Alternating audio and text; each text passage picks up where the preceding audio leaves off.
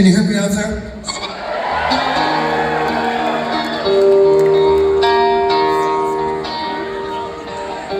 I was 12 years old. I'm going to put the other earpiece in here, Jared. Big hand for the road crew, by the way. Give it up, yes. Card for you. You don't usually see them, but let's get to the business. There's kinds of music that you listen to and it takes you places. Like if you go to the Sphere and you hear music and it takes you out to the desert or the great ocean. Some music takes you into outer space, get lost amongst the stars and the planets. And other kinds of music, rarely, but sometimes there's music that you see or that you hear and it changes you, who you are permanently for the rest of your life.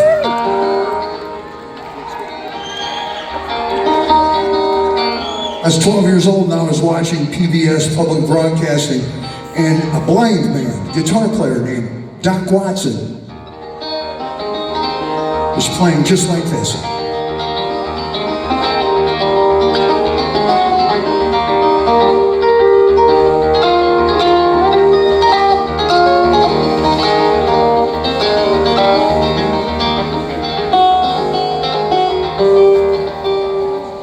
When I turned off the TV, I was a different human. Got my parents to take me down to B&G Music on Colorado Boulevard in Pasadena. We rented my first guitar. It's a piece of shit Stella. And I would fall asleep. I practiced so much that I would lay back on the mattress and I'd wake up with it in my arms.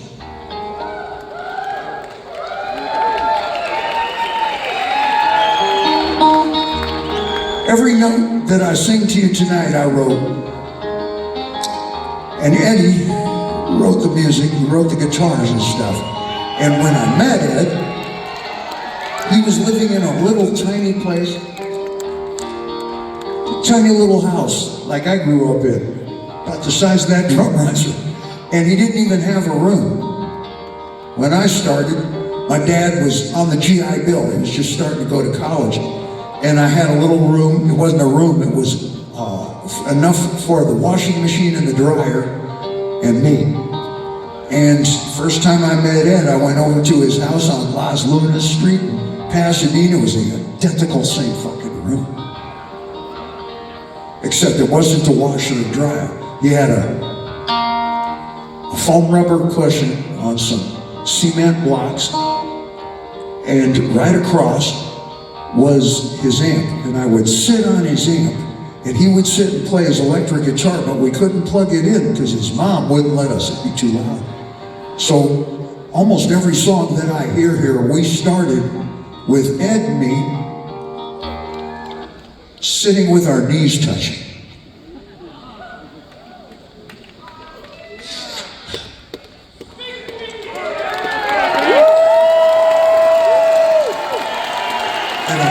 The only way I could hear his electric guitar was to lean over every fucking song. I swear, I started hearing it like this.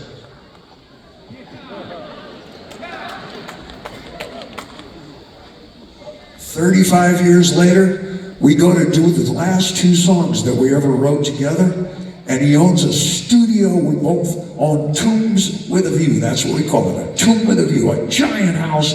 And he built a giant $1 million studio. This is as big as the floor space here. And I was sitting, I was waiting on him for about 30 minutes, and I was reading a paperback, and I was in the middle of the room on a hardback wooden chair, and he walks in with a cigarette in his mouth, and without thinking about it, takes a chair, walks right in the middle of the room, places it down, sits, and scoots it forward.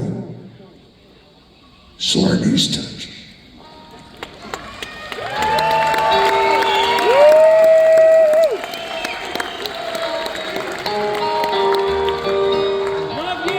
So we wrote the last two songs. First time I played Ed this next song, it was written in a very different style. Early 70s, it was all about Emerson, Lake and Palmer. Queen had just released their first album. Oh man, there were no rules, there were no boundaries. Music was exploding in all of its fashions. So if you played a blues song, you had to give it a little more. So before we shortened it, it sounded like this.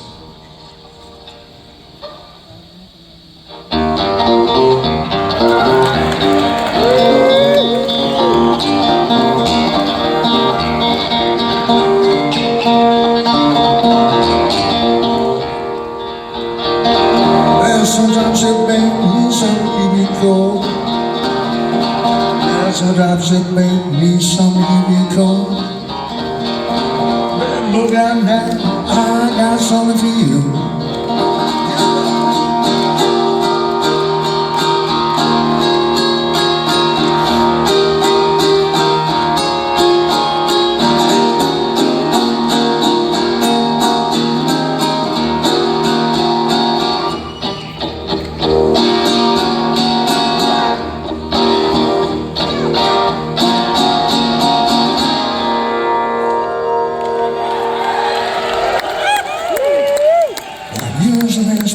Just about 11 o'clock.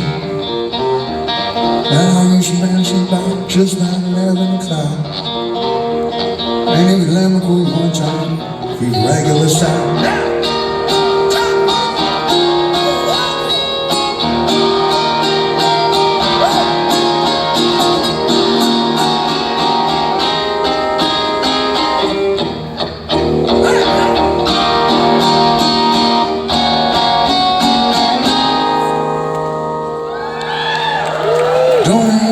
I'm man, I can't sing, I ain't pretty and my legs are thin.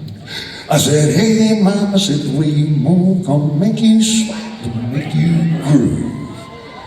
Cause I'm your Irish man, I'm your Irish man, I'm your Irish man, all mine.